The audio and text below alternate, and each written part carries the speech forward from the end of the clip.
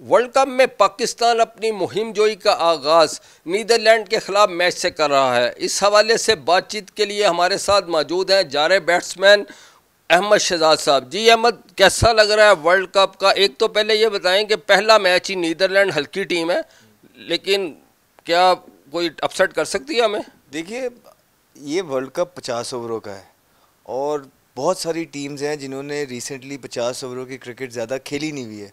अगर आप देखें पिछले 2-3 सालों से, इनफैक्ट 4 सालों से सिर्फ T20 क्रिकेट हो रही है, तो उसके लिए टफ तो है और कोई भी टीम जो है ना, गिवन डे किसी भी टीम को अपसेट कर सकती है। जहाँ तक पाकिस्तान की बात है, आई थिंक अच्छा है कि पहला थोड़ा सा हल्का मैच है कि थोड़ा सा एक रिदम में आ जाए, कॉम्बिनेशन सेट हो जाए और मैच जीत जाएं। बिकॉज जिस तरह का अभी एशिया कप से डिफ़ीट मिली है, उसके बाद 2 प्रैक्टिस मैचेस में डिफ़ीट मिली है जो बहुत इंपॉर्टेंट थे आई थिंक, तो वो एक जो विनिंग कॉम्बिनेशन होता है या विक्ट्री का टेस्ट होता है वो थोड़ा दूर है।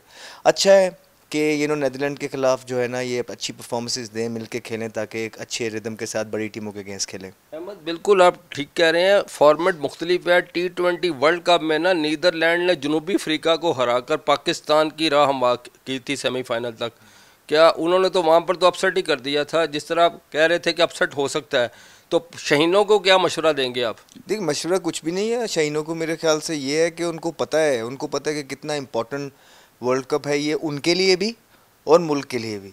तो वो तो किसी भी चीज़ को हल्का नहीं लेंगे, अपना बेस्ट तो ज़रूर देंगे वो। और दूसरी बात ये है कि एक चीज़ जो थोड़ी सी कंसर्निंग है वो ये है कि अगर आप इंडिया के देखेंगे तो उनके जो सारे तगड़े मैच हैं वो शुरू में ही हैं और जो थोड़े से हल्के मैच हैं वो एंड में हैं।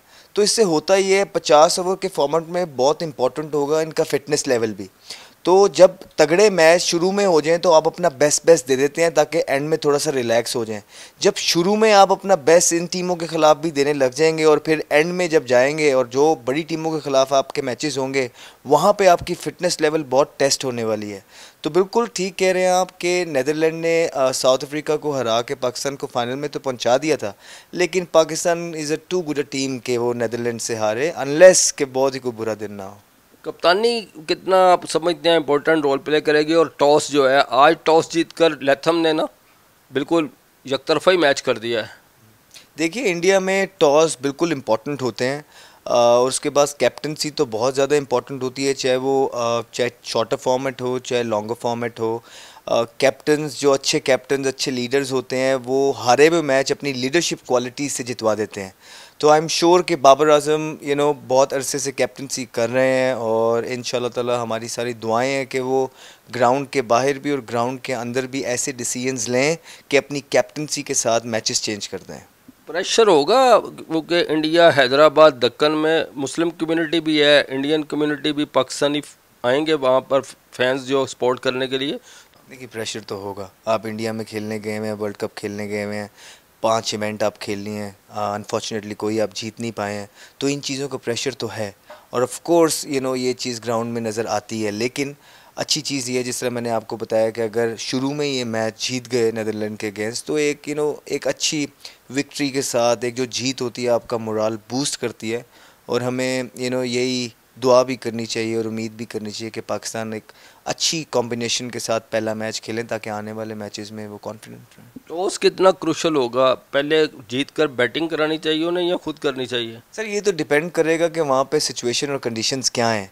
We can always talk about कि ये कर लेना चाहिए, वो कर लेना चाहिए, लेकिन जब तक आप वहाँ प्रेजेंट होते नहीं है, एक ग्राउंड की हिस्ट्री होती है, वो मुझे नहीं पता हैदराबाद की क्या है, लेकिन एक जो current day on the given day जो पिच की कंडीशन होती है, आई थिंक उसी पे फैसले लेने चाहिए। और वो पिच रीड करना भी एक आर्ट है सर। तो आई थिंक ये बहुत इंपॉर्टेंट होगा कि अक्सर ये जो धोखे मिलते हैं, और स्पेशली हम भी जब इंडिया गए थे, हमारा इंडिया के साथ मैच जो था, वो कैलकाटा का पिच, जो सौरभ से भी बात हुई, वो बोलते हैं कि बहुत बैटिंग ट्रैक है, बहुत अच्छा पिच है, लेकिन हम जब अंदर घुसे तो वो पिच गीला था और थोड़ा सा मिस जज हो गया। हमने बैटिंग की हुई थी, वो 110-15 पे हम आउट हो गए और वो भी फंस गए, लेकिन इवेंचुअली वो मैच जीत गए। तो पिच रीड करना बहुत ज़्यादा इंपॉर्टेंट होगा और अकॉर्डिंग टू पिच फैसले लेना बहुत इंपॉर्टेंट होगा। अहमद, पाकिस्तान की best bowling, world best bowling fast attack था, लेकिन नसीम शाह और अब जिस तरह हारिस रऊफ और जिस तरह मार पड़ रही है हारिस रऊफ को भी, कितना आप समझते हैं कि बॉलर्स को लाइन लेंथ पर बॉलिंग करनी होगी? देखिए, नसीम शाह अनफॉर्चुनेटली इंजर्ड हो गए। अगर नसीम शाह इस टीम के अंदर होते सो डेफिनेटली वो एक डिफरेंट थ्रेट पोजेस करते हैं अपोजिशन को।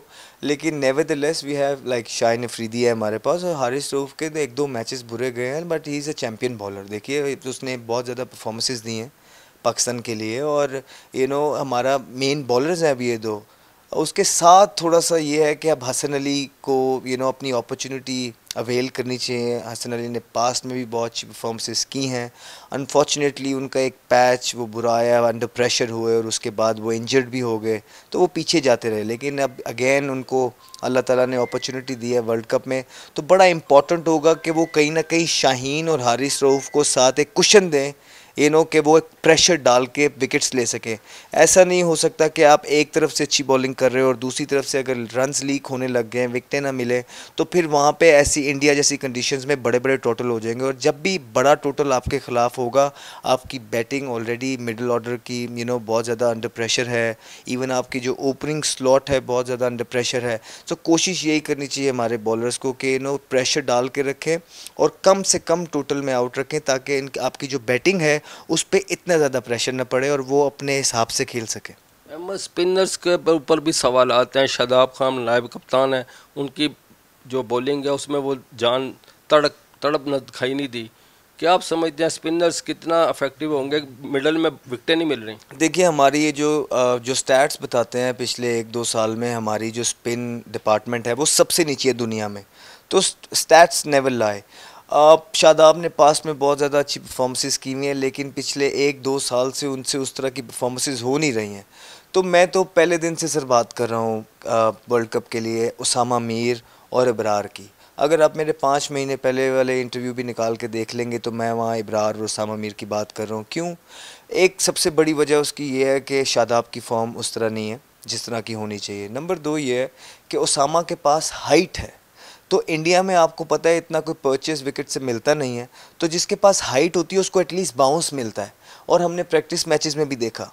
ठीक है, होपफुली पाकिस्तान उसके साथ जाएगा। एक और चीज़ जो मिसिंग है मेरे हिसाब से, वो एक फिंगर स्पिनर है, जो मिस्ट्री स्पिनर। देखिए ये मिस्ट्री स्पिनर एक ऐसी चीज़ होती है जो हाथ से आपको डिफीट कर देता है, लोग उसको जज नहीं कर पाते और वहाँ पे गलती होती है। तो जब आपके पास लाइनअप में रिज़र्व में आपके पास एक मिस्ट्री स्पिनर है जिसने ऑलरेडी आपको परफॉर्मेंसेस करके दी हुई है, दिखाई हुई अपनी वर्थ टेस्ट मैचेस में, so why not utilise him. यही 1-2 कंसर्न है। अदरवाइज़ तो हमें सबको पता था कि मोरलेस यही टीम होनी है, लेकिन अब जो भी टीम है हम सबको उसको सपोर्ट करना है और इंशाल्लाह विश करना है पाकिस्तान को कि पाकिस्तान इंशाल्लाह ये वर्ल्ड कप जीत के आए। बैटिंग पिचेस हैं तो बल्लेबाजों के लिए इतना ज़्यादा कठिन इम्तहान तो नहीं होगा, तो क्या आप समझते हैं कि बल्लेबाजों को किस तरह आप मशवरा देंगे कि किस तरह विकेट पर ठहर कर खेलना है या मार धाड़ करनी है? 50 ओवर्स बड़े ओवर होते हैं। बैटिंग विकेट पे बल्लेबाजों पे और ज़्यादा प्रेशर आ जाता है, क्योंकि अगर हमारे लिए बैटिंग फिजिबल कंडीशंस हैं तो दूसरी टीम के लिए भी बैटिंग फ्रेंडली कंडीशंस हैं, और इस कंडीशंस में लोग 350 पौने 400 नॉर्मल कर रहे हैं। तो जिस दिन हमने इससे कम किया तो वो अगलों के लिए बड़ी आसानी हो जाएगी। तो जहाँ पे बैटिंग कंडीशंस आसान हो जाती है ना, वहाँ पे आप पे और प्रेशर आ जाता है, बिकॉज एवरीबडी एक्सपेक्ट कि हाँ यार तुम 350 प्लस करके दो हमें। तो जहाँ तो बॉलिंग कंडीशंस होती हैं वहाँ तो इंसान बॉलिंग पे डाल देता है कि हाँ यार तुम जल्दी आउट करके दो तो हम 160 में कर लेंगे या 170 में कर लेंगे। तो जहाँ बैटिंग कंडीशंस आ जाए ना, वहाँ बैट्समैन पे और ज़्यादा जिम्मेदारी होती है कि आपने पार स्कोर करना है, और इंडिया के अंदर आपको पता है पार स्कोर 350 प्लस है। तो ये every now and then Pakistan के बल्लेबाजों को अच्छी कंडीशन में इतने स्कोर लगाने ही पड़ेंगे। तो आई थिंक बड़ा इंटरेस्टिंग होने वाला है। ये वो वर्ल्ड कप नहीं है जहाँ पे आपने 2 टीमों को मारा, छोटी टीमों को मारा, एक बड़ी टीम को मारा और सेमीफाइनल खेल लिया। या आपको 10 मैच खेलने और हर टीम के अगेंस्ट खेलना है, या आपका कैरेक्टर जो है टेस्ट होगा, या आपका फिटनेस लेवल बहुत ज़्यादा जो इंपॉर्टेंट है वो टेस्ट होने वाला 50 ओवर के क्रिकेट में।